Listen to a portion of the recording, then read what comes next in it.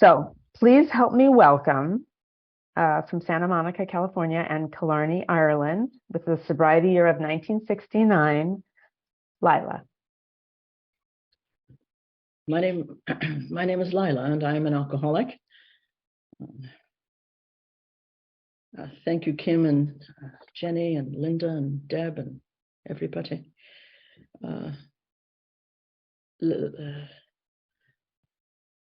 Let me just thank everybody for this happening.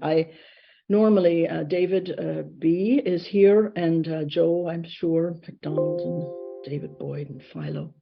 And for over 30 something years, could be 35, could be more, I've had the privilege of sharing every New Year's Day. David would do 9 o'clock, and then I would do 10 and ramble on, for a while. And we've done that for all those years. And this year, it had moved wherever its location was. It doesn't matter all the details, but they are doing a live meeting, and for numerous reasons, I cannot attend a live meeting at this time. So Kim and Jenny and her team, who have been very, very productive service to AA for the Marty Mann thing and LBGQT plus and all of that, contacted me, and anyway, here we are. And of course, when Kim said, we're talking about a theme and whatever, like I've ever stayed in a box, with a theme, but either way. And I said, whatever you want to do, it doesn't really matter, because frankly, I kind of thought this was the year, like I thought last year I wasn't going to do anything. And I thought, finally. But she said, the theme is, what now? And I started to laugh, and I couldn't, as Kim can assure you, I couldn't stop laughing. I thought, could that not be the most perfect theme for the first day of the year? What now? And I thought, perfect. Whatever it is you're going to do, I'm in, and we're going to do it. So we'll see what happens. There's a few people here that showed up in the little boxes as you were calling out the names there. And I want to welcome, of course, my friends from Ireland and France, they're here, and Laurie and St. Martin. But David, I wanted to thank you for all of those years that we've shared together, and I'm glad to know that you're here and that we're going to be continuing to do this maybe for as long as we can, I suppose, as long as it's meant to be.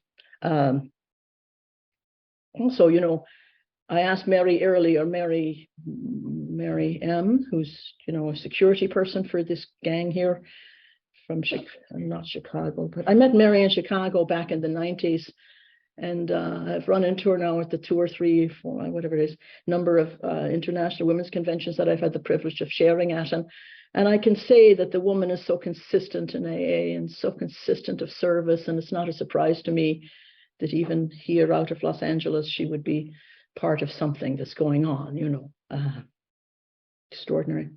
And I asked Mary if she'd run into her talks to Glenn Kay, because this is a man that, oh God, a long time ago, we ran into each other, and I just loved him from the minute I met him. And I knew that he was of service, not just a tape or an AA at the time. He had his own audio business, doing AA conventions and stuff. But there was a camaraderie, and I cared for him, and he cared for me, I think. And he understood the madness, that could come out of this Irish mind, and that I was going to be whoever I was going to be, and that the freedom that I had been given in Alcoholics Anonymous was to make it my own, and that I understood what they meant on page 29 of the big book when they said that when you speak in Alcoholics Anonymous, you're to explain, and I don't know, you can read the paragraph, it's in there on page 29 of the big book.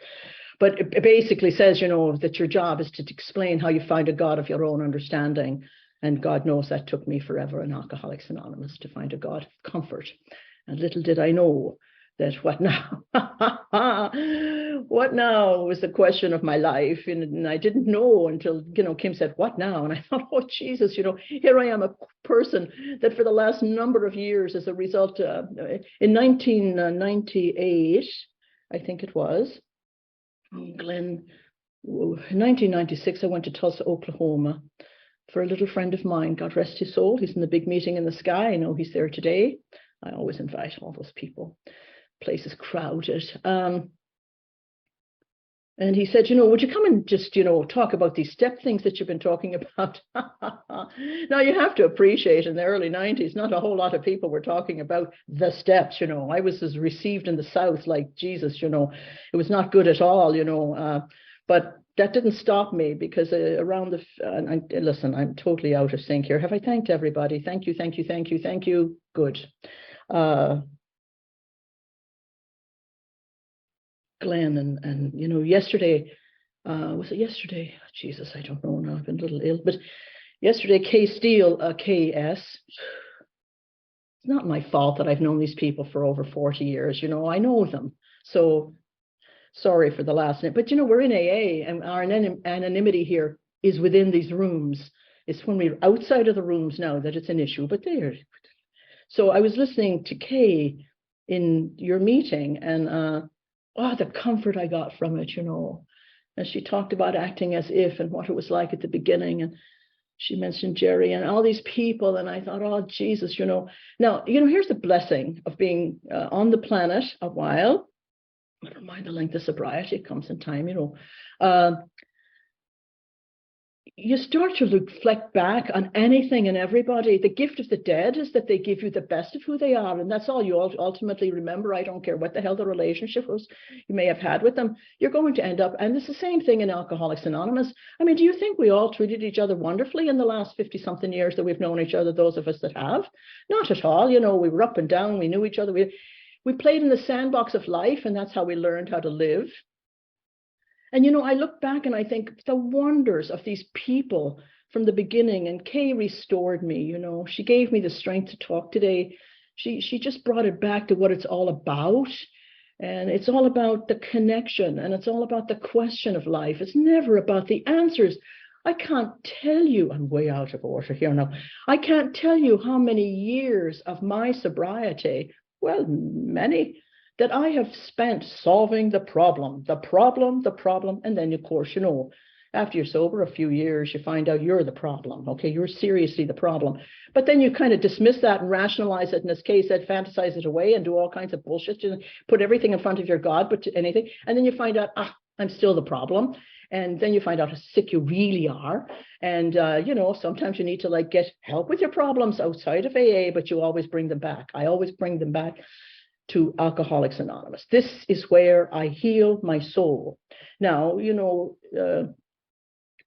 can't answer what not if you don't know if your house is in order. So is that not the perfect thing? The question. I only ask questions now. My last number of years has been about the question. Maybe 3 times a week, I write down, dear Great Spirit, put the initials of my mother, my sister, and my brother, and I date it because it's today. Jesus, would you mind showing up and helping me here now with this talk? Because I feel scattered and what have you. And I've been thinking too much about, listen, if you're ever going to be speaking in Alcoholics Anonymous, let me give you a great big hint. Try not to give the talk in the shower. It absolutely will ruin it for you. Come in here and just open your mouth and just share your experience, strength, and hope and what you did. Don't be concerned about what anybody thinks about it. That's their problem to work out with their sponsor. You do whatever you need to do and you say whatever you need to say, and you don't worry about it in Alcoholics Anonymous. There'll always be people like me and many people I know in these rooms, in these little boxes, who are going to be supportive of the fact that you have a voice. Because you see, Alcoholics Anonymous is going to give you a voice. And over the years, that voice is going to become your truth. And when you get to know your voice, you're going to get to know the nature of who you are. And that's what I have come to find out about myself, the nature of who I am. I've been restored to that, and so, but I spent years working on the problems, and there's all the problems. And I did all these things, and I did them within the absolute parameters and steps and principles and calls and sponsors and everything of Alcoholics Anonymous. Jesus, I'm telling you right now, do it that way. Do it whatever way anybody tells you till you find your own way. And then one day you'll be having the privilege of maybe not having the sponsors that you had, because honestly, they're in the big meeting in the sky. You know, this is what happens at the end of the rainbow. You know, this is what happens when you're walking the path, you know, and I like that there was always people in front of me, and there's people behind me, and there's people beside me. And I'm very, very, very selective in the last few years now of who's beside me, but I know that there's people behind me, and I know that there's people in front of me. And so, like they used to say in the old days, you know, you might be the only big book anybody ever sees, so conduct yourself appropriately as a member of Alcoholics Anonymous. And being a member of Alcoholics Anonymous was a really proud and important thing in when I first got sober, being a member, because it was still a secret society. Well, it wasn't a secret, you know, it was out there since 1939 or 5 or whatever the hell it was. But if I had been, when I joined Alcoholics Anonymous in 1969, I was 22 years of age. I would have lost my job because we were considered mentally defective, you know, if we were alcoholics. Little did they know I was the most obsessive, hardworking person they'd ever hired, for Christ's sake, you know. And, you know, then when I got sober, that really paid off. But during that time, even then, but we were looked down upon in Alcoholics Anonymous. And oh God, we had all of these things and restrictions, and, you know, you can't come in if you're a heroin addict and all this bullshit. Thank God I have stayed sober long enough to understand the spirit of Alcoholics Anonymous, the spirit of Alcoholics Anonymous. It's so inclusive. It's so inclusive. It includes us all. And now it's no longer a medical defect. In fact, it's kind of like a cool thing. Like if you're in Los Angeles, you know, I mean, Dina could be telling you, no, if you wanted to get something signed, you just go to a certain few meetings, and you can get a contract or something to entertainment industry. I don't know if that's still going on. It was a few years ago, but yeah, probably is. But so it's a very being a member in Alcoholics Anonymous is the most important badge of honor that I have. You know, it's who I am. Now I can't be telling everybody I'm a member of AA, but listen, if it comes up, trust me, if I think for one tiny second there's a bit of an alcoholic in you, you don't think you've run into a brick wall when you've run into me. My job in Alcoholics Anonymous is, if you're not drinking, if you're not in AA, and I think you're an alcoholic, I'm going to ruin your drinking. I'm going to put enough crap in your head that you are absolutely going to hate it, you know. And if you think for 1 minute that that isn't our job in AA, you know, because if somebody goes out that door, trust me, I want you to see me in that mirror over that bar as it goes up and down. I want you to hear, it's, we come back, you must come back. And thank God the people come back. They do come back. Way out there, but it doesn't matter. Does it matter?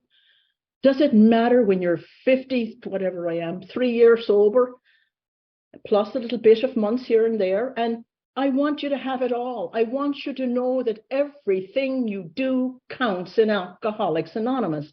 And the people that deserve the most credit are the people that fall down and get up, and the people that come back, and the people that almost walk out the door, but they don't, because they know how important that seat is in Alcoholics Anonymous. They told us at the very beginning, you know, this is your seat.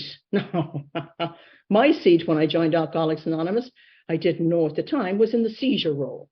Because when it wasn't like we had, well, they existed, I'm sure, you know, but a few of them. But it wasn't like they had all these, you can tell now this is old-fashioned. She's old and whatever. But they didn't have all the rehabilitation, you know, places and go and sun yourself in the fucking sun by the pool and all that kind of shit. You know, none of that happened. And they didn't even have the basic ones, basically, that we kind of knew about. And who the hell could afford to go to Hazleton? You know, forget it, you know. So Betty Ford was still stumbling around in the White House. You know, none of that had come about. And the other one, too, that took the pills, the Nixon wife, you know, God knows. So we came into Alcoholics Anonymous shaking it out. I remember pulling on, never mind the story about what happened. You know, what happened is I was on a bathroom floor. I come out of the bathroom floor, up the thing, grabbing the porcelain sink one day. Oh my God, I love the feel of porcelain. I still can feel it. It's fantastic. And I grab the sink and the toilet and everything, and you pull yourself up against that marvelously cool porcelain. Nothing like it. If you've never had that experience because, you know, you're an upscale drunk or something, to go on now and hug your toilet, it's an experience that you really should have if you're going to be remain sober for the rest of your life. Anyway, and I heard myself coming out of this blackout in a state of semi-unconsciousness, saying, God, help me. Now, you would think, spiritual moment. No, I went into a rage because I had asked God to help me. I never needed anyone's help. I will never need anyone's help. I didn't want it then, and I didn't want it for a long time after I got sober even. No, I can do this on my own. I'm going to be by myself. No one will ever hurt me again. I will not allow any of the inconsistencies of my life, any of the damage, any of the disillusion, any of the disappointment, all the stories you're going to hear, not from me today. But all of the results of it, the wounds to my soul, I didn't know until I stayed sober a while how wounded I was as a little individual. But here I was now coming into my first meeting of Alcoholics Anonymous, and I fell out of my bloody car. Now, I looked around, but the important thing about it is as I was coming out of that semi-state of unconsciousness, asking for help, I got it. I got it.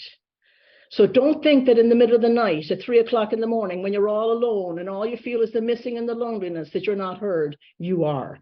Don't think for one moment that in a drunken stupor, if you happen to go out, that you're not going to get back, because you will. You'll hear our voices. In a state of unconsciousness, the synthetic power they talk about in the doctor's opinion. Read this book over and over and over, and the 12 and 12, of course, and look between the lines. Examine every word. There's so much information in there that I still do not remember anything about that. I read it as if it's brand new each and every time from my point of view. And from my point of view, I am educated every time I pick up the literature of Alcoholics Anonymous, because I understand that there's so much more. It's not about outside anymore. I see everything from the inside of me, from the inside out, you know. And so here I show up, this physical being, clearly allergic to alcohol, 22 years age, stuck on one side, can't turn my head, dragging my left leg, which is why I fell out of the bloody car. It was no longer kind of working. I had a severe allergy to alcohol. And I went down these few steps into the hole in the ground in Huntington Park. I went out of my neighborhood, of course, you know, so nobody would know, like, really. On a Saturday night, I think it was, and I struggled in there, and then there's a little greeter, a greeter. You know, Jesus, the greeters in Alcoholics Anonymous, they should be given badges or prizes or some little rewards every year, you know. So this little greeter grabs me and he says, "Welcome to Alcoholics Anonymous." Now, I had worn a very, very, very expensive suit that night to that meeting so that I wouldn't look like an alcoholic. I thought, how in Christ's name? So I got my first resentment as I was falling in the room, that how did this guy possibly know that I was new? Well, perhaps it's because I was sweating. Perhaps it was because I was sweating green. Perhaps it was because every single curl on my head had turned into an electrical current, and because I was mad, stark, raving mad. And he did the thing that they used to do at the beginning in the old days, you know. The old timers were sitting around in their assigned little seats, you know, and they speak some sort of language with their hands, and they nod and they do things. And before you know it, I'm in the first row. He said, "Go over there now and sit where the big book is," and whatever they want me to do. I was very familiar, / little sidebar here. I was very familiar with Alcoholics Anonymous. My father was one of the first guys in AA and Alcoholics Anonymous and in Ireland, and his sponsor was Aidan McSweeney. My brother Aidan was named after Aidan McSweeney. We lost my brother as a result of this disease later on. So I had some familiarity. My father went to Toronto. There's somebody from Toronto here. Went to the welcome group in Toronto, Canada. It was a fabulous experience. We met some lovely people. Then after tuberculosis and everything, we went to the prairies to Saskatoon, Saskatchewan. Can you imagine?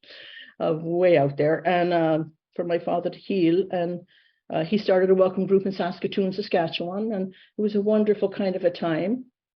And then through a miracle, if we can't get into it now, but you know, my mother was very, very religious and very believed in all there is and all the things. And told my father, and I'll go on back now and take that x-ray again, because you couldn't get into the United States if you had anything wrong with you. And he did, and there was no scar from the tuberculosis on his lungs. And we arrived in the United States of America, and my father was in AA, and I met all these people in Alcoholics Anonymous.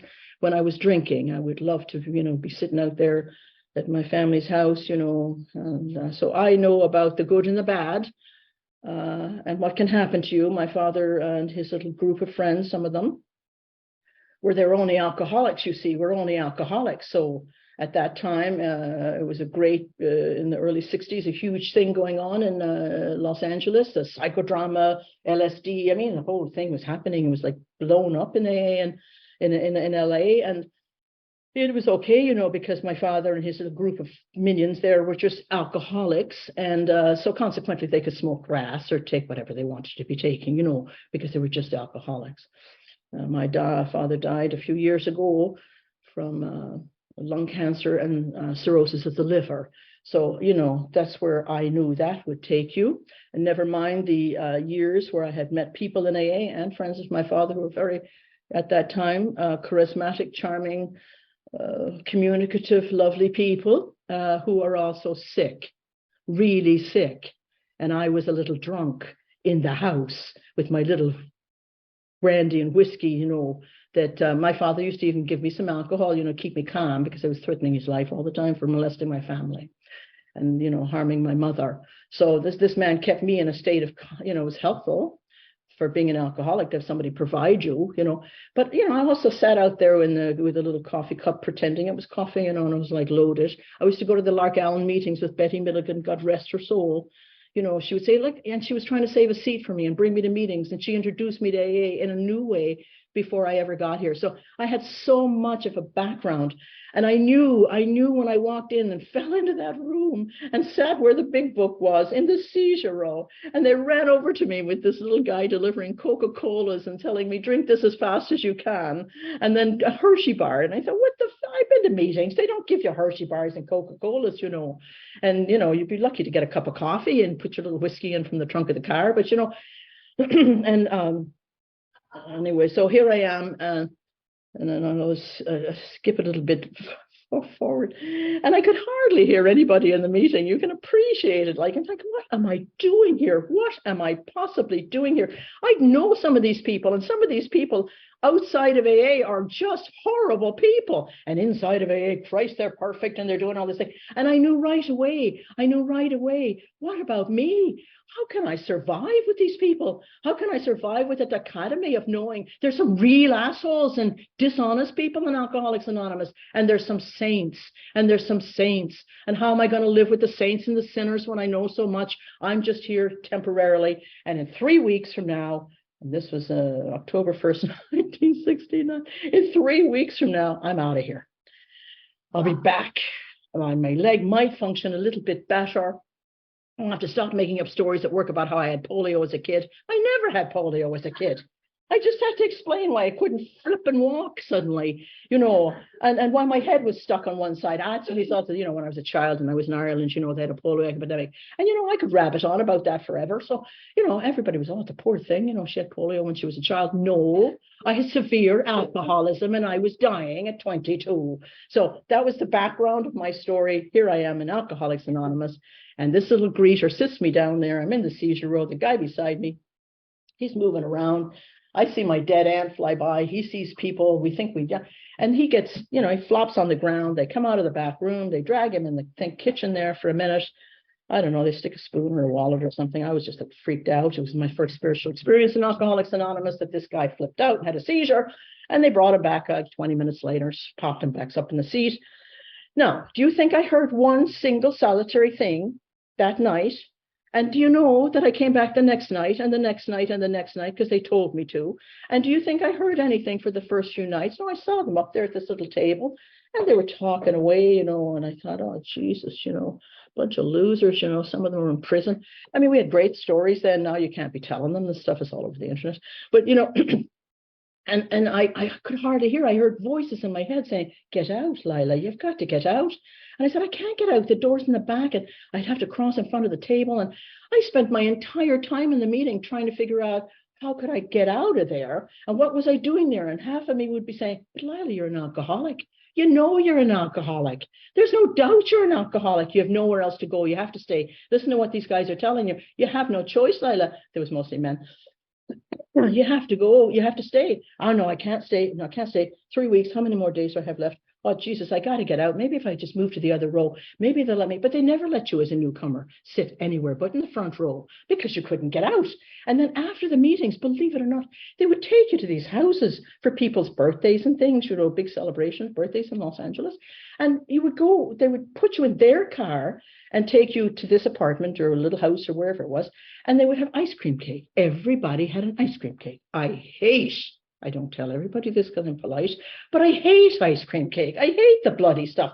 Jesus, gives you a pain in the eye and everything. You're newly sober, you're shaking it out, and they give you ice cream. And your eye goes into this a spasm attack, and you're sitting there thinking, I got to get out of this room. Now, not only do I have to get out of the meeting, I have to get out of this room. What are they doing to me? If we're going to do this every night, does somebody have a birthday here every night? I can't eat any more ice cream cake. I'm going to die. Well, the 3 weeks went by. And they kind of talk to you like my little greeter friend now. "Oh, call me anytime, and read this literature and make sure you read the first 164 pages." And it's like, Jesus, and they give you all this stuff and they pile it all in your head. And then let me tell you how it used to be in the old days. You're in the kitchen because they make you come early. And they sit you in the kitchen and you're chatting away because you're a chatterbox. And it's the first time you've ever talked in your whole life because nobody ever listened to you anyway, and you were reclusive. I mean, it was me and Nancy Drew for half my, time in Canada. I mean, if I didn't have Nancy Drew, I would have flipped off a building or something, and I was shy. I was painfully shy with a terrible accent, a big brogue. And here I am in the first time I've ever been to a school with boys and girls, not just little girls, like Catholic Ireland. And it was a shocker, But anyway, they told me 4 things because they got you. They get you in the kitchen. That's why, I don't know about what it's like in your meetings, but, I keep an eye out for the guy that comes in. I have to be particularly vigilant in Europe because they don't introduce as many newcomers in their first 30 days. Here, everybody shoots their hand up. They're all excited, you know who they are, and there's enough people to take care of them. But over there, you have to watch for the people that might not be, Somebody just popped on my screen that I need to say hello to. It's always good to see him. Roy, happy birthday coming up. So here I am in the meeting. I'd lost my train of thought there because soulmate popped on. Cubby Selby. The 4 things. The 4 things. Thanks, Jane. The 4 things. I see Roy, I see Cubby, and I remember Cubby saying, "Give a good day, give a good day." It's Cubby Selby, give a good day. The 4 things. So they eventually get you the 4 things. They tell you, A, you cannot drink again for the rest of your life. They emphasize for the rest of your life. They tell you how you do that is a day at a time. Then they tell you that you have to go to meetings of Alcoholics Anonymous, which means ice cream cake, for the rest of your life. And then they tell you how you do that is 1 meeting at a time. And then they tell you that you have to read the literature in Alcoholics Anonymous for the rest of your life. And then they tell you how you do that. It's 1 page at a time. Okay, fine. They don't tell you all at once. They tell you repeatedly. They're completely and utterly redundant, as I am. It's a habit. And then they tell you, and then you're going to have to find a God of your own understanding, and that will take you the rest of your life. Now, how you do that is 1 day at a time. Little did I know that they were telling me the secret, the whole thing, that 1 day at a time was going to be the hardest thing I have ever had to do in my life. Sober life was to live 1 day at a time. All right, I said to myself, how much longer do I have to go? Because my 3 weeks are checking out here. But by then, I'd exceeded my 3 weeks. By then, I was curious. By then, I had moved back to the third or fourth row in the meeting because, they had other people that they needed to put in the seizure row, not just me. I was fine. And then I had my second resentment in Alcoholics Anonymous. Who the hell are they to take me out of the front row and put me all these seats back? Oh, God. And I got over that. And that's when I began to notice around me, because in the front row, you don't see the signs that, well, they used to be. I hope they still are in most of the meetings. Easy does it. First things first, but for the grace of God, think. That I hated that think. No, that was not a good one for me. But, I didn't know it was like think through the drink before you take it. I didn't know that. Easy does it. I didn't know that was going to become calm, pause, that it was going to take me all of my life to figure out how to get that calmness inside. Okay, got it, but for the grace of God. It's my favorite slogan, one of them, there's so many. Because I look now at not just the suffering alcoholics, but the people in Alcoholics Anonymous who are sitting beside me. They're suffering too. You don't think that these people that have been sober a very long time, I'm sorry, in my opinion, are far more important than the newcomer? Or hell, these newcomers you'll be coming back and in and out and doing whatever the frig you do with yourselves. As long as you get the right sponsor and you listen to these things and you listen to these talks and you understand and you take what we have to share and you make it your own, you're going to be fine. The goal is don't drink no matter what. You don't have any choices. It's over for you. Welcome to Alcoholics Anonymous. Happy New Year. May it be forever. Now, how you do that is a day at a time, a meeting at a time, a person at a time, a page at a time, over the speech. Because you are going to spend the rest of your sobriety trying to live in one bloody day. Oh, and over the years, you'll be talking about it, and you'll be, if you're lucky, you'll be out there. If you're like me, you'll be expounding about all this wonders and the steps and blah, blah, blah, blah, blah. And then you'll be walking along, minding your own business in some field somewhere, grateful that you see the trees and the leaves and hug a tree or something. And you're going to realize, Jesus, I just got what that meant. And it's years later. Knowledge. We give you so much knowledge. But the wisdom comes from your own experience. The wisdom comes from your own doing it. The action in the program of Alcoholics Anonymous is the practice of the principles of AA. What are the principles? The steps of the program of Alcoholics Anonymous. And by the way, the other thing they told us all the time at the beginning, if you're grateful, you can't get drunk. If you're grateful, you can't get drunk. So you're walking out of the meeting after they tell you that, it's but a symptom and all this other bullshit. You don't even understand it. What are you talking about? I'm an alcoholic. Yes, I have an allergy to alcohol. And my solution is to drink it away. My solution is to escape. My solution is to get out. And that's what I used alcohol for, to calm myself down. Jesus, I had the best ideas when I was drinking. I can't remember them now because, just before I was going to bring them to fruition, I would pass out, and that's the end of the drink, the great ideas. But here I am now, and I'm sober, fortune of time, grateful for it, as a result of the people that I walked beside, the people that walked in front of me, and the newcomers that pushed me to help them, the people in front of me that left me with such wisdom. Just sitting in the meeting was enough for me. Those old-timers that are sitting there, that are still coming back, that are facing their yets. You don't think that I know that my yets are in front of me? Do you know what my yets are? I've lost my secret keeper. I've lost my friend. I've lost my Gretchen. I don't like it. It's sad for me still. Oh, that's okay. I'm Irish. I pop her in a chair and I chat away, and I've gotten used to it, but it's not enough.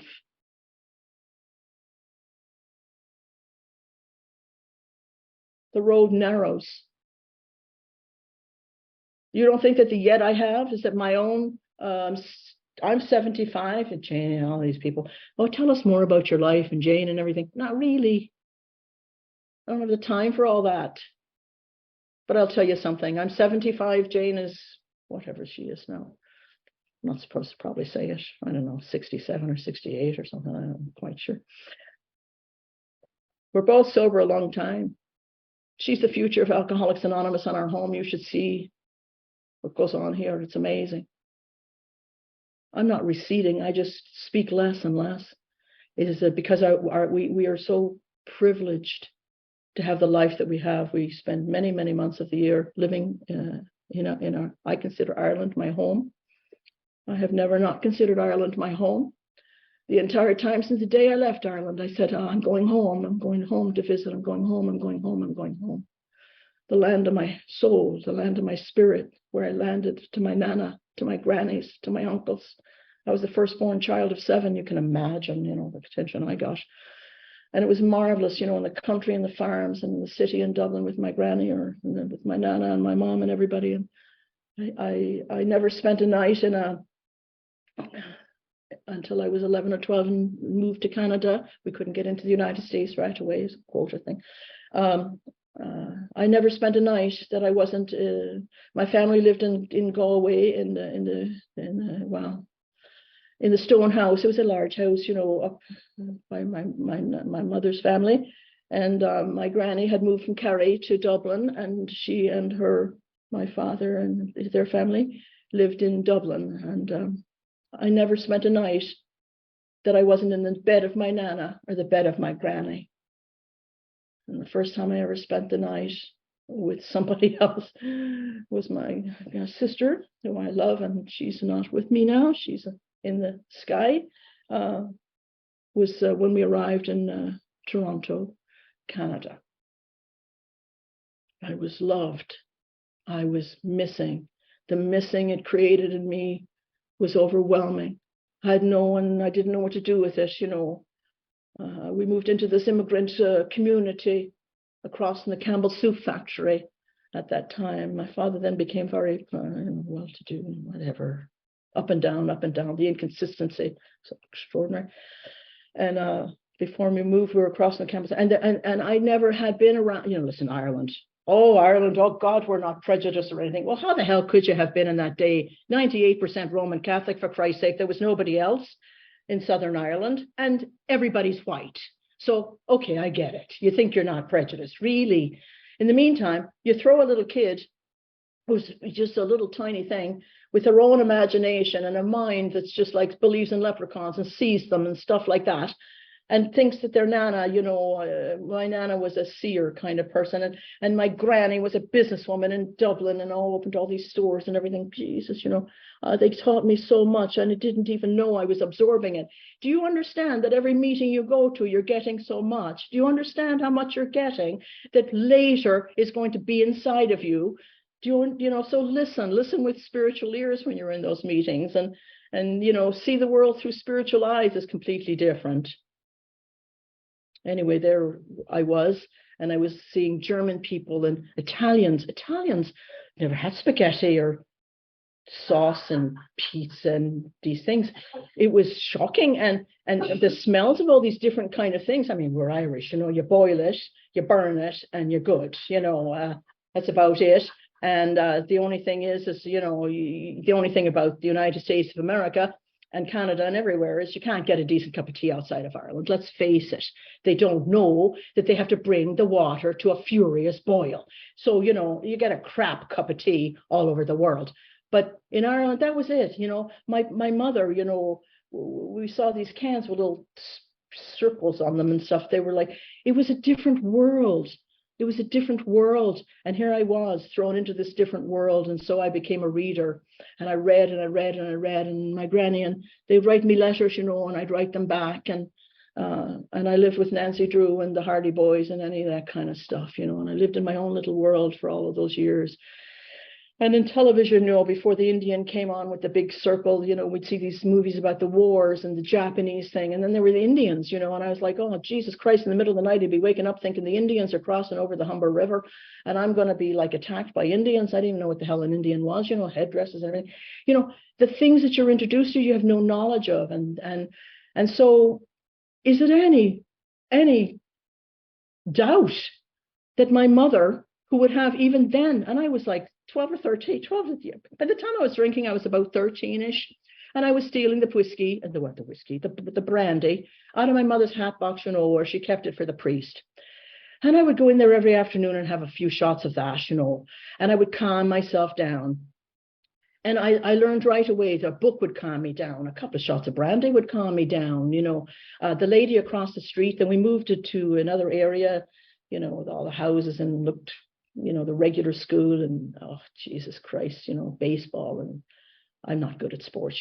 Jane said to me once, were you ever picked for anything? I said, Christ, no, I was never picked. Jane, she said, you were never picked. I said, I didn't want to be picked, Jane.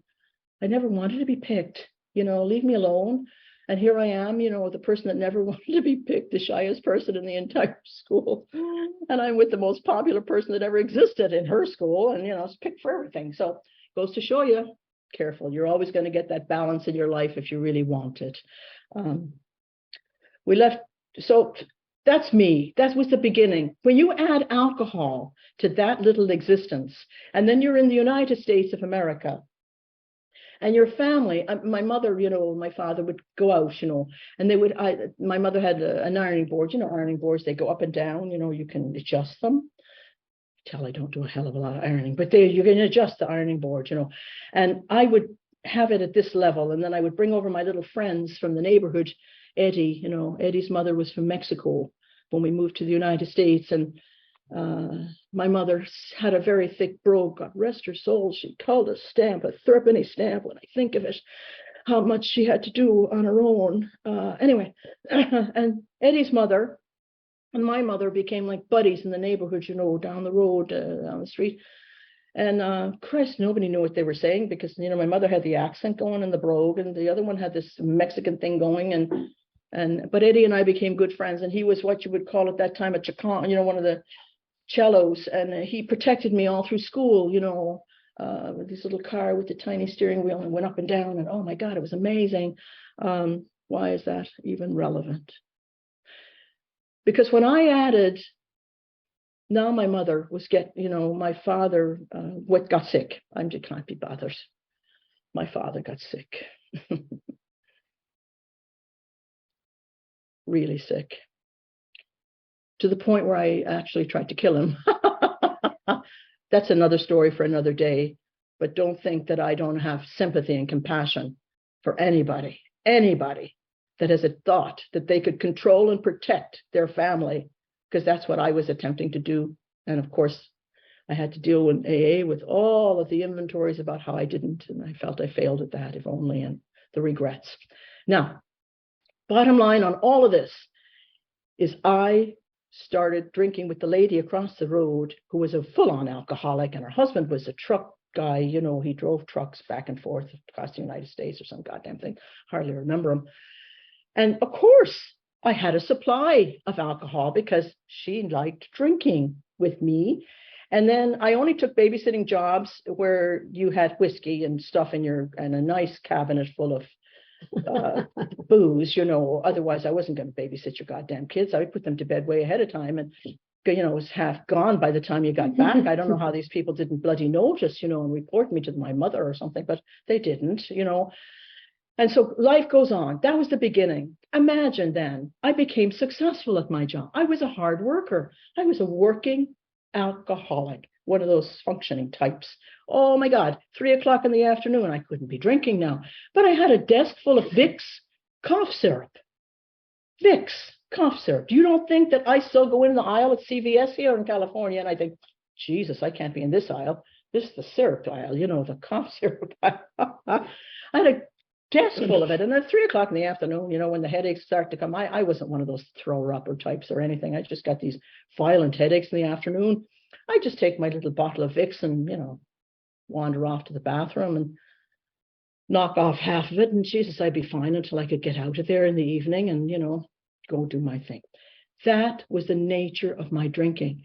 That was who I was. I never thought I would ever change it until I sat on my couch and it didn't work anymore. Until the nights came when I couldn't drink enough and I couldn't get sober.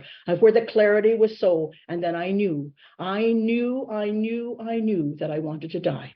I knew that if I could just pray and wish, I saw the white light and all the stuff that people talk about. And I thought, thank you, thank you, thank you. And it didn't take me. And I hated that white light for not taking me. I wanted to die. I just sat there and wanted to die. My soul had a little baby candle, those little tiny candles we'd put on birthday cakes. And I thought at any given moment, I'm gone. It's over. I'll go. Thank you. Thank you. Take me out of here. I can't get up one more day. I can't say, oh, how are you? One more day. I can't say, I'm fine. One more time. I can't do it anymore. And as there's a series of results and events that occurred, I ended up in Alcoholics Anonymous. And that's when I came in. And now you know the story. How have I stayed? What now? What now is in front of us? Oh God, if I could only tell you. What now is to mind yourself? What now is to be kind to yourself and to others? What's now is, but for the grace of God, acknowledge everybody, whether you like them or you don't. You know, if they're a problem, you know, calm yourself down inside and just take care of the outside of it so that you can be at least kind. We need more kindness. I need to be more kind. I'm very kind now. I smile more. Oh, Jesus, to laugh is the tears that came out that were harbored inside of me for so long. The wounds in my soul, the soul sickness that I had when I joined Alcoholics Anonymous have been washed away by my laughter. Oh, yes, I'm not a big crier, but I can cry now if I need to, and I can put on some maudlin Irish music, and I'm a goner, you know. But and I say thank you. I say thank you for everything. In fact, in the month of November, part of my practice is to say thank you, thank you, thank you for the hot water, for the shower. Thank you for Jane. I say it every single night. I thank the world for Jane. Oh, Jane and I live in 2 countries now. We live in Ireland. We live in the United States. We're very, very content. Our life has become a life of order, and that's what I wanted to talk about. Thank you very much, whoever just entered my mind and said, you know, pay attention. You know, you got 15 minutes to go here, give or take. You know, let me see the thing. Oh, I got a little more than that, but that's okay. Tune back in, Lila. My ghost, my God, of my understanding, you might as well know it right now, because it doesn't matter to me what you do with it. I don't consider, in fact, one of the problems I have is that, you know, there's a religious connotation sometimes in Alcoholics Anonymous. I don't say the Lord's Prayer, for God's sake. I say the Serenity Prayer. It's not a religious organization. It's a spiritual organization. I remember once going back to Ireland. I think I was 20-something years sober, and I'm up in this meeting in the country somewhere, and I don't know, Jesus, they did the Our Father, the whole, you know, they're practically doing everything but the rosary. And sure enough, I look down the table and there's an old man and he's got a rosary bead in his hand. I thought, Jesus Christ, you know, I got to go. This thing, you know. Now, I'm over all that. I don't care if you hang a rosary bead from your ears when you come into a meeting. I don't care what your God is. I don't care how you find him. I just know that you're going to spend the rest of your life doing it. And I wish you every success, because it's going to change every single cell in your body. It's going to bring you down. And if you use these steps in the manner which you should practice them, and you could practice them, and you may want to. And if you've got a sponsor and you're not talking about the steps, for Christ's sake, get on it. This is it. You know, these are the way you go from your mind to your heart to your soul. And that's what happens. It's a transition. It's a practicing these principles. And practice is a big word. Oh, how alcoholics and me, I hate the word practice. Do it over and over and over and over and over again. And I've been doing these steps over and over and over again, because I was around, I don't know, 15 or so years sober. You know, the crisis point comes for people. And I just didn't think AA was enough anymore. You know, there had to be more. There had to be more. There had to be more. And I was terrified, because I knew the kind of alcoholic that I am. I knew what it felt like to be green. I knew what it felt like to have your curls be electrocuted. I knew what it felt like to not be able to move your left leg. I knew what it felt like to not turn your head. I knew what it felt like to have to control everything in order to get a drink, the amount of energy and effort it took to live a sober, working, functioning life. Unbelievable. I knew what it was like to be pitifully lonely. I knew what it was like to be missing so much that I wanted to die. I knew what it was like to not be here. I had nowhere else to go. And I had already fallen in love with Alcoholics Anonymous.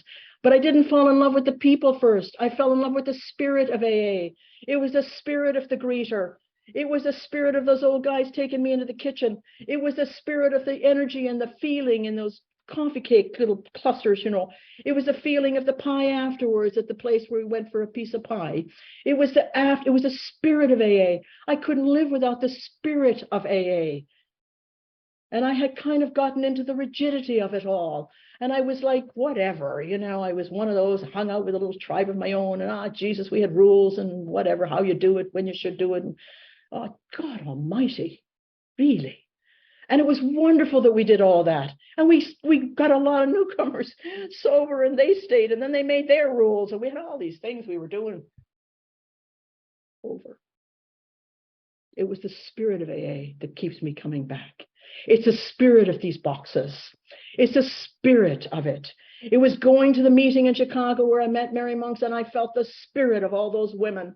And I thought, oh my God, here we are. We understand each other. We understand each other. And when I would go down to the South and I would be talking about whatever the hell I was talking about with these steps and 1, 2, 3 and the principles and all, me, I mean, I can go on and on. And all those good old boys were sitting there with their big cowboy belts and stuff. And by the time I finished talking to them as one alcoholic to another, drunk to drunk, Jesus, they loved me. And I knew that they knew I was an alcoholic, and I bloody knew they were too. And then I gave them what I thought was the solution. Okay, that part we'll leave out, I mean, I practically needed a security force after I got over the gay thing and everything. How we should be inclusive and everything. Jesus, I mean, I'm surprised I didn't have to, my own Secret Service or something escorted me back to my room. But I have been brave. I'm brave about what you need to do. I'm brave about saying, this is what I have done. I don't care what you do. This is what I have done. My responsibility with my length of sobriety is to tell you how I have done it. Oh, there'll be other people that'll tell you how they have done it. Ding, ding, ding, ding. Good. It works for them. If it works and you're comfortable, do it whatever the hell way you want to do it. I don't care. My job is to tell you how I have done it. How have I done it? Because I almost left Alcoholics Anonymous because of the personalities, because they overrode the principles, because I couldn't and I was uncomfortable within myself, because my world was changing, because everything was different, because I was in a relationship I should never have bloody been in, and I couldn't leave it, and I didn't. I was too lazy, the truth be known. And I was wrong, and I didn't know. I didn't know about the if-onlys then, and I didn't know about the regrets I would have. I only knew about these are the things I no longer do because I've taken this inventory and I'm like a perfect person. I return 10 cents to the goddamn store so that I'm perfect because I'm a member of AA. Really? What about all the shit that you think in your head? What about all that judgment that's still inside of you? What about all that worry that you still have? Needless worry. What about that driven financial insecurity that you have? What about that, Lila? Too much. I gotta go. Not enough here. I was terrified. And I went back to that big book and I went to that 12 and 12 like the dying do. And I thought, no, you have to find this again. You go back here and you find what these people told you were going to find. And I have for myself. Make it your own. God rest her soul. Betsy Riordan would say to me, make it your own, Lila. You're one of those. You're a seeker. You're never going to march to the tune of the drummer. Make it your own. Create your own harmony. Create your own sound. Be who you are and be your most authentic self. And it was a result of people like Glenn and all these people that gave me a chance to have a voice, to voice it, to bring it out, like today.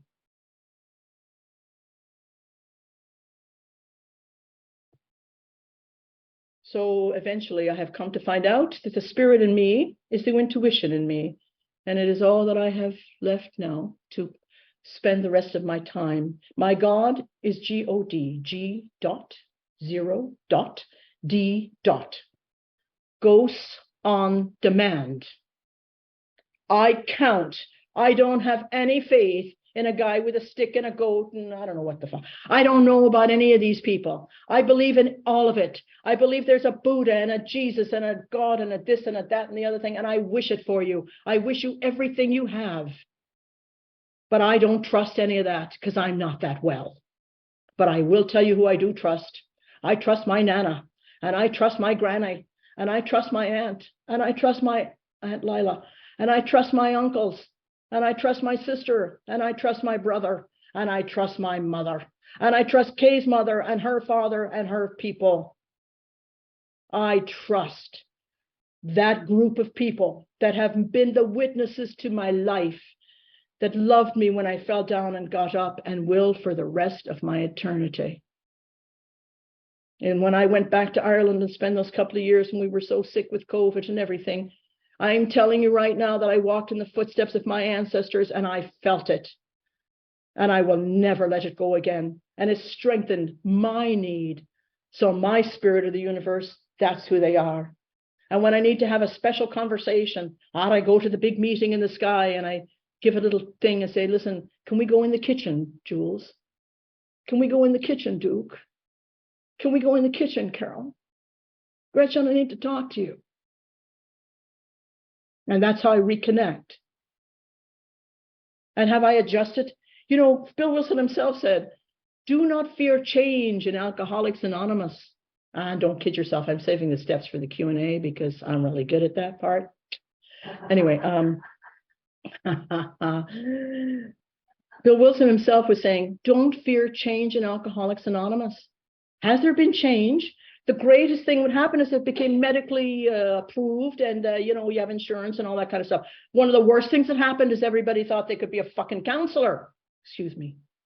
Been in Ireland for too long. Got sweary. That you could be no, there's good and there's bad in that. You have to be careful. You have to be careful. It's a different profession. When you're a member of Alcoholics Anonymous, there's no I know more. I am right-sized to myself today in Alcoholics Anonymous, which means I listen to that newcomer because out of the mouth of babes comes amazing things. And oh, yes, I call the people that are few that I have left, the very few that I have left, because I just need to hear their voice and hang on to an oak tree.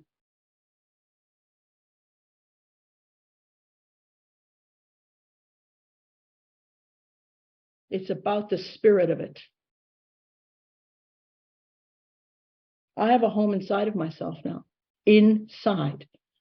So here they are, broadcasting. It's an inside job and get your house in order. First year of my sobriety, first few months, it's an inside job, get your house in order. I didn't get the inside job thing for years. But I got that inside job when I almost left Alcoholics Anonymous because I didn't think it was enough, and I made that inside job my priority. I was afraid not to. And I read that book and I found those steps and I thought, I don't know what they all are about. We're not talking about them enough. And I have to know more and I have to know more and I have to know more.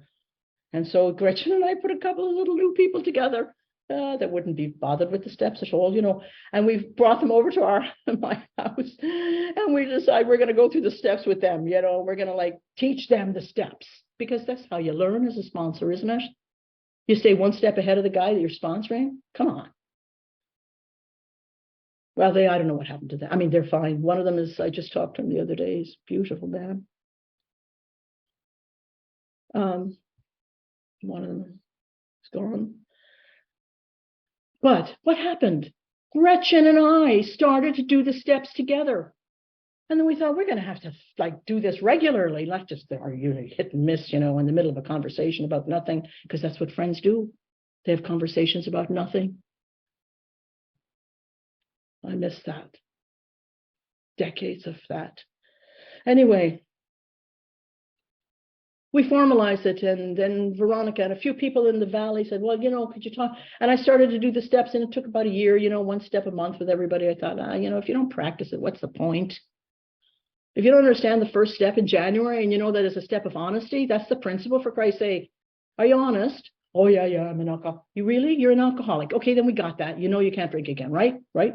You know how to do it May at a time? That's the manageable way to do it? Yes. What about all the rest of it? What about all the honesty that you need to get out of you? Not to broadcast it all over Alcoholics Anonymous. But the sick is your secret thing. So you'll be doing step 1 for the rest of your life. But isn't it great now? They pop in and they give you step 2. The step of hope. I don't know about any of you in any of these other boxes, except a few people that I know and love greatly. Without hope, I'm gone. Without hope, I don't exist. Without hope, I can't stay here. And I know that I've been restored 1,000,000 times. And I know that I'm not guilty for the first time in my life anymore about anything I didn't do right. Could I, should I, if only I had, the hell with it.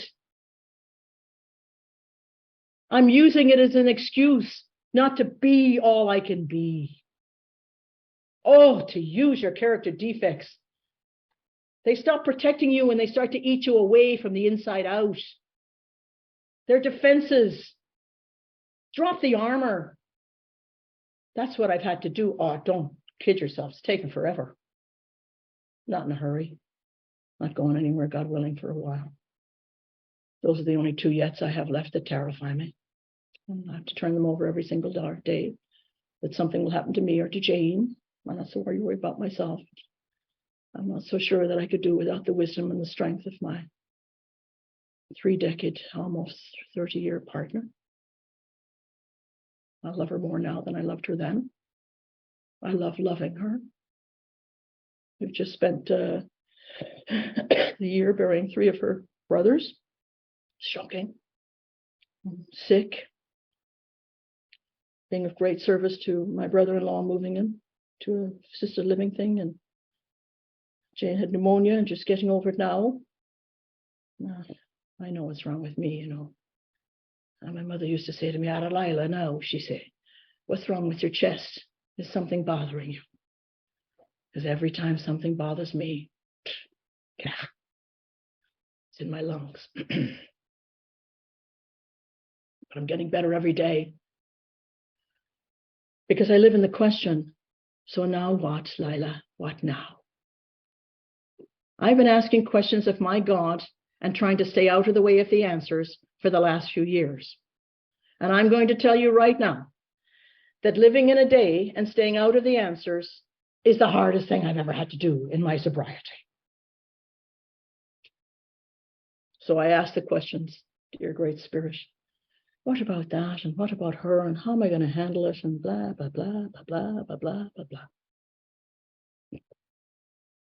And I know that my life is a circle, and in that circle is my day.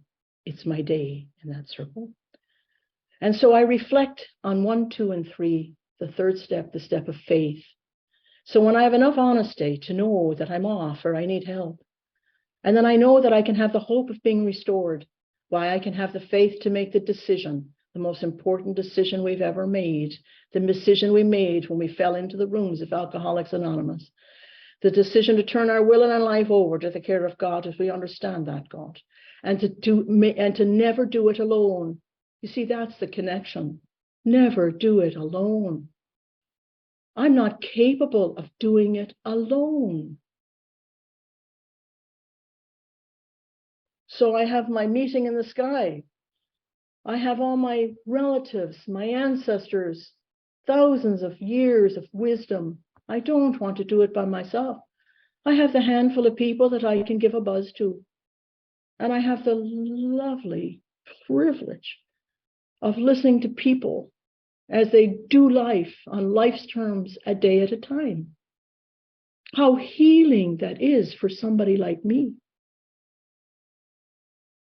And, you know, when I went to live meetings, I would be looking around, you know, for the person that I thought was still a little shaky. But they never got away from me in the parking lot or in the kitchen when they brought in their cup. I still like to wash the cups. I still like to do things like that, put the chairs away and leave it better than I found it, because Alcoholics Anonymous has left me better than I was found. So in my circle is my day, and 1 is like 2 and 3. They're steps of reflection. How am I this morning before I open my eyes?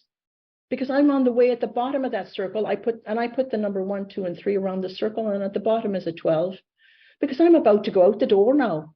I'm about to go out, and I'm going to be the best big book I can be.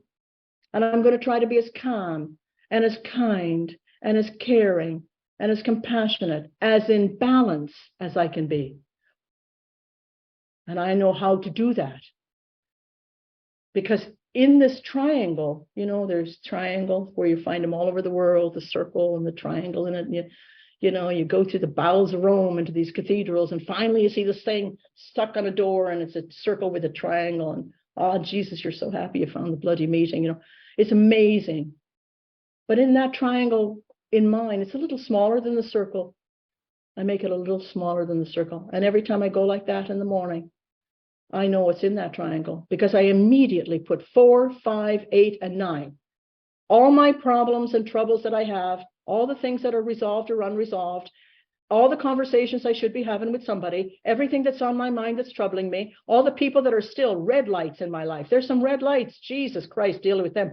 And there's yellow lights. They can be green or red. Careful, you got to be careful. Caution. And then there's the green lights that I can give a phone call to. And I put all of that step 8, and then I put 9 in there. 9, what am I going to do about all that? I don't know. Those are all the things I have to do. All the stuff, 4, 5, 8, and 9. And I put them in the triangle.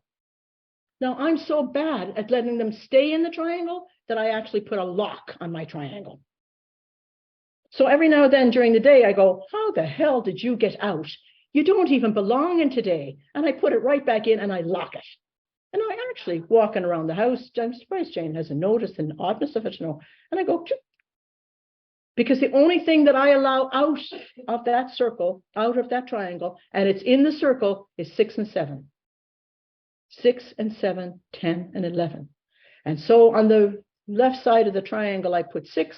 And on the right side of the triangle, I put 7.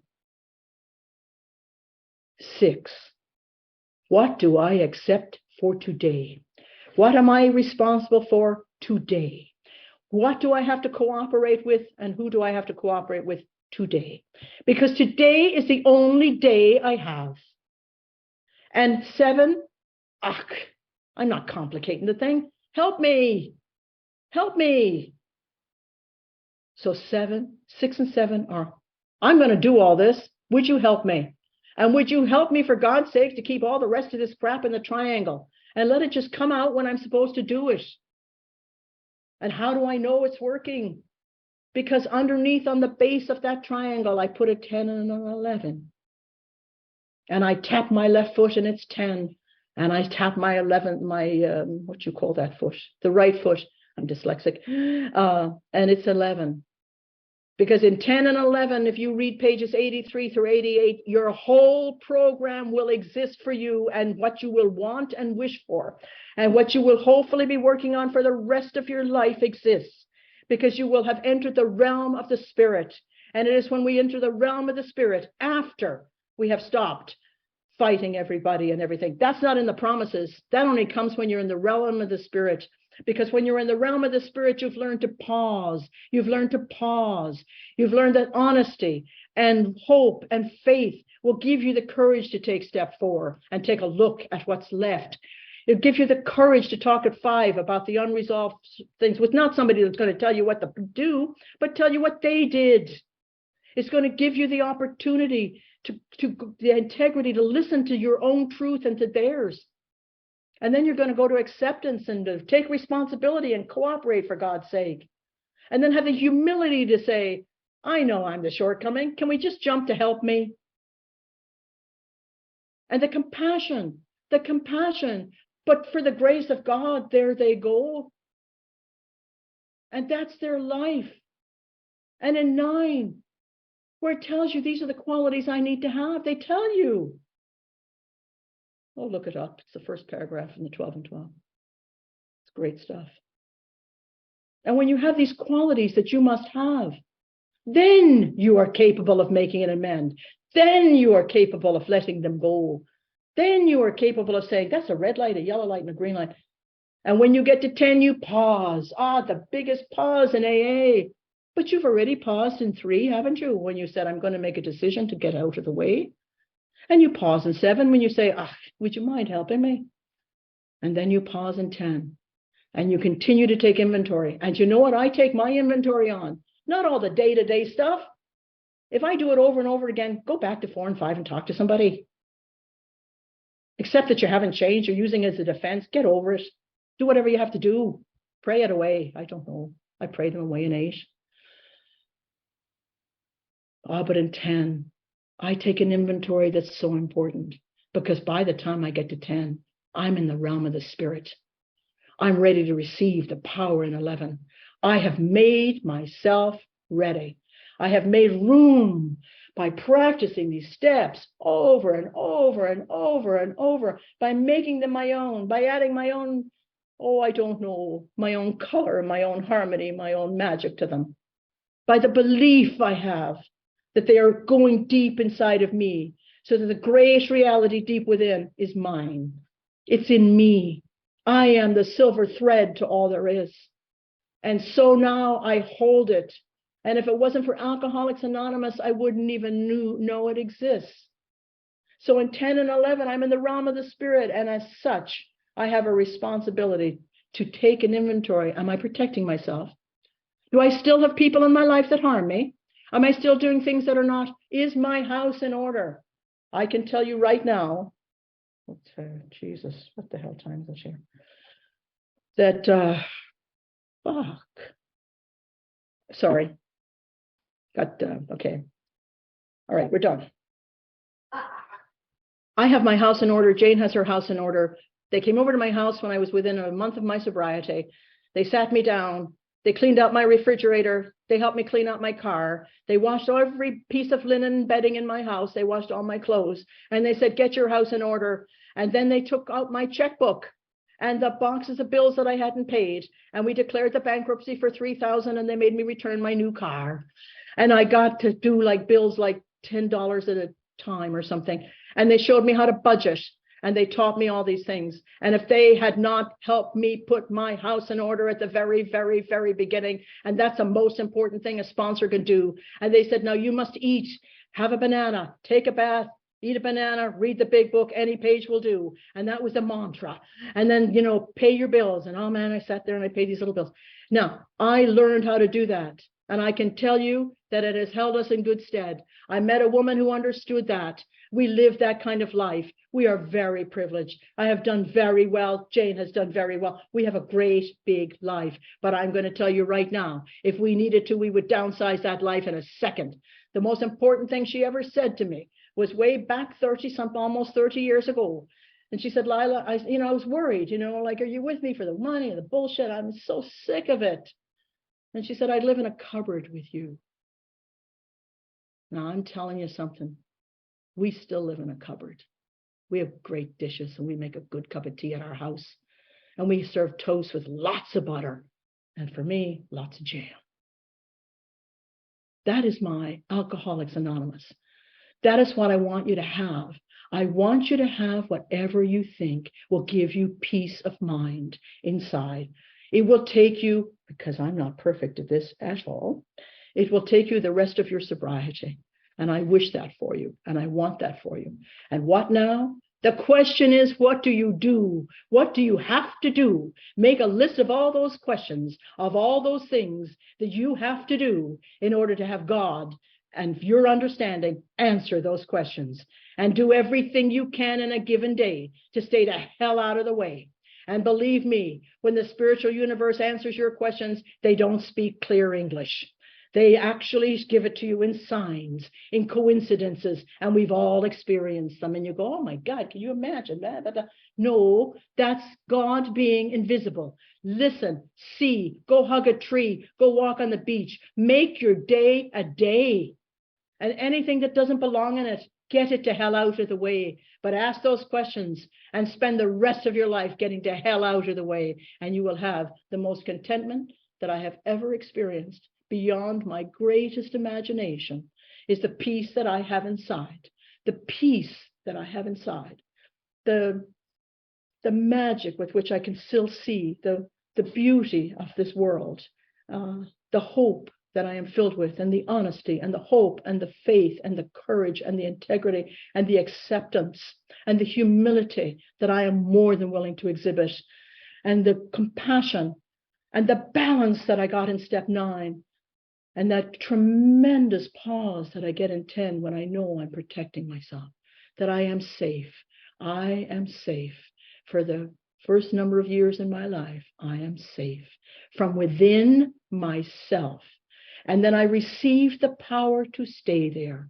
I receive the power to use my intuition. I receive the power to exercise my new idea that I give myself every year for the same one for a while.